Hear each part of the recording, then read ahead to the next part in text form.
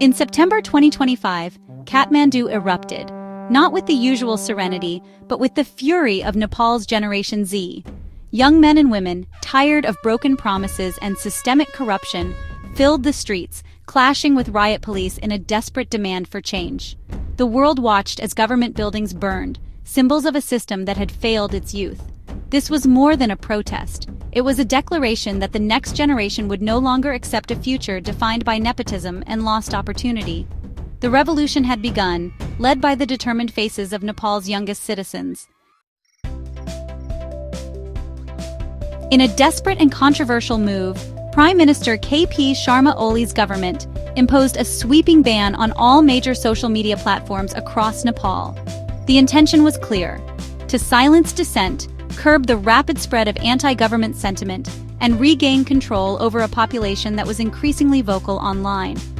Overnight, Facebook, Twitter, Instagram, and TikTok went dark for millions, cutting off the main channels through which people shared news, organized protests, and stayed connected with loved ones both at home and abroad. Instead of quelling unrest, the ban had an immediate and profound impact on daily life. Families were suddenly unable to reach relatives working overseas, students lost access to online classes and resources, and small businesses that relied on social media for customers were left stranded. The sense of isolation and frustration grew rapidly, fueling even greater outrage among the public. What was meant to suppress the movement only drove more people into the streets. The ban became a rallying cry, uniting citizens from all walks of life, students, workers, parents, and activists, against what they now saw as outright authoritarianism. Protests erupted in Kathmandu and beyond, with demonstrators demanding not just the return of social media, but also greater freedoms and accountability from their leaders. For Gen Z, the digital world wasn't just a tool, it was their identity, their community, and their voice. The ban felt like a personal attack, an attempt to erase their presence and silence their generation. Many young people who had never before taken to the streets now found themselves at the heart of a growing movement. The government's attempt to enforce silence only made the youth shout louder. What began as scattered protests quickly transformed into a nationwide fight for free speech and digital rights. The energy and determination of the youth inspired older generations to join in, swelling the crowds and amplifying their demands. Within days, the government's strategy backfired spectacularly. Faced with mounting pressure, international criticism, and relentless protests, officials were forced into a humiliating reversal, lifting the ban in an attempt to restore calm. But by then, the damage was done. The movement had gained unstoppable momentum, and the people's resolve had only grown stronger. The streets of Nepal pulsed with a new sense of unity and purpose. The government's credibility was left in tatters, while the youth emerged more determined than ever, their voices echoing a powerful message: freedom, once demanded, cannot be silenced. Beneath the surface, Nepal's youth were seething over a deeper issue: entrenched corruption and nepotism. The hashtag #Nepobabies exploded online, capturing the anger at political elites handing power to their unqualified children while ordinary graduates faced unemployment. Lavish lifestyles of the elite, flaunted on social media, fueled resentment. The protests became a revolt against a system where connections trumped merit and public trust was eroded. Tackling corruption was the movement's central demand, a fight for a fair society, not just a change in leadership. The battle against #Nepobabies was a battle for Nepal's future. Economic despair was the silent engine of the uprising. Despite their education, young Nepalese faced bleak job prospects, with most viable opportunities lying abroad. The exodus of youth for foreign labor became a national tragedy, draining the country's potential. The protests were a demand for the right to build a future at home, not just survive as part of the diaspora.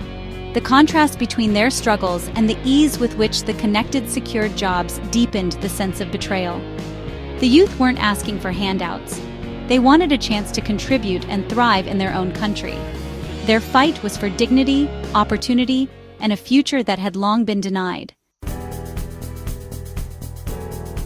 The revolution began online, where Gen Z activists used TikTok, Instagram, and X to expose corruption and mobilize support. Memes, viral videos, and infographics educated and united a generation hungry for change. Initial protests were peaceful, filled with national pride and calls for reform. The government's social media ban was the spark that turned digital activism into a nationwide uprising. Stripped of their online tools, activists took to the streets with renewed urgency. The movement's leaderless, decentralized nature made it impossible to suppress. Protests spread rapidly, fueled by the same energy that once powered viral trends. The government's attempt to silence the youth only multiplied their voices. The uprising became a constant, uncontainable force in Nepal's streets. On September 8, 2025, the government made a fateful decision. In a dramatic escalation, it unleashed the full force of the state, deploying both the army and riot police onto the city streets. The intention was clear: to crush the swelling protests and reassert control, no matter the cost.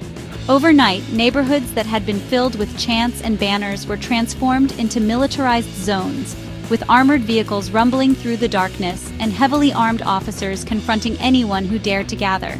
Tear gas canisters arced through the air, filling the streets with choking clouds. Riot police fired rubber bullets indiscriminately, and in some places, live ammunition echoed off the concrete. What began as peaceful demonstrations quickly turned into scenes of chaos and terror as protesters scrambled for cover, their cries drowned out by the relentless advance of the security forces. Feeling betrayed by their own government, many protesters refused to retreat. Instead, they fought back with whatever they could find: stones, makeshift shields, and sheer determination.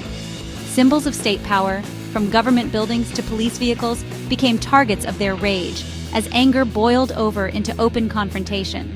The government imposed strict curfews, hoping to suffocate the movement by force.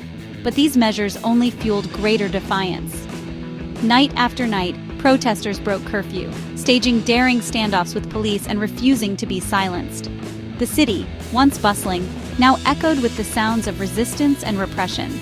Despite a sweeping media blackout and internet restrictions, images and videos of state violence found their way to the outside world.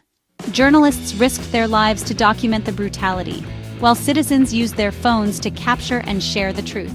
These viral images sparked outrage abroad, drawing international condemnation, and at home, strengthening the protesters' resolve to keep fighting. The human cost was staggering.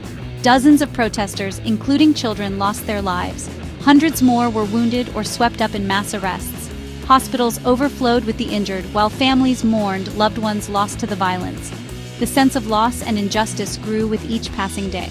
The government's brutality did not restore order. Instead, it transformed a political crisis into a national tragedy. Candlelight vigils sprang up across the country as grieving crowds gathered to honor the dead and demand accountability. Each act of repression created new martyrs, their names and faces etched into the collective memory. The generational divide deepened, as young people in particular felt the weight of sacrifice and the urgency of change. For the youth, the struggle became personal. With nothing left to lose, they stood defiantly at the front lines, their voices rising in unison. They refused to back down, determined to see their demands for justice and freedom realized. The scars of this violence, on the streets, in the hearts of families, and in the nation's memory, would haunt Nepal for years to come, a stark reminder of the price paid for repression and the unbreakable spirit of those who dared to resist. The relentless protests and global outrage forced Prime Minister Ali to resign, along with key ministers. His fall was swift, marking the end of an era dominated by corruption and repression. But the youth made it clear, this was not just about one leader, but an entire broken system.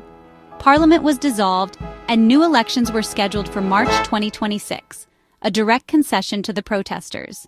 The dissolution was a monumental victory, but unrest continued as the youth demanded real reform, not just new faces. The movement's vigilance signaled that symbolic gestures would not suffice. The fall of Ali was only the beginning of a long struggle to rebuild Nepal.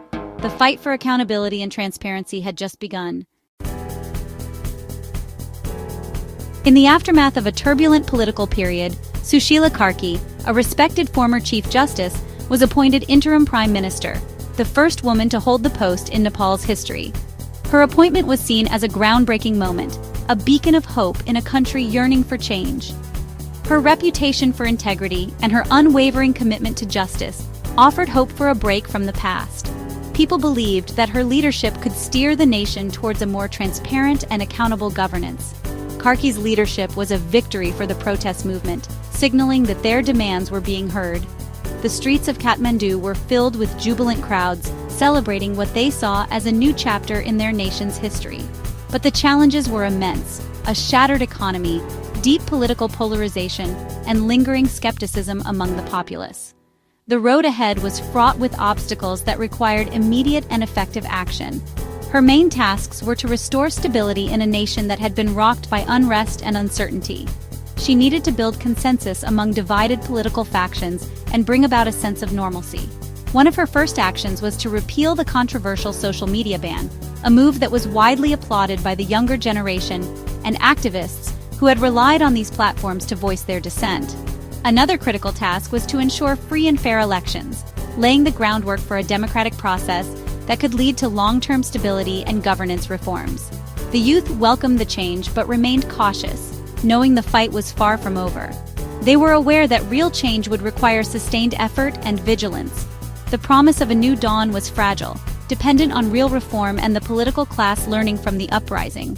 The hope was that this moment would not be just a fleeting change, but the beginning of a sustained transformation.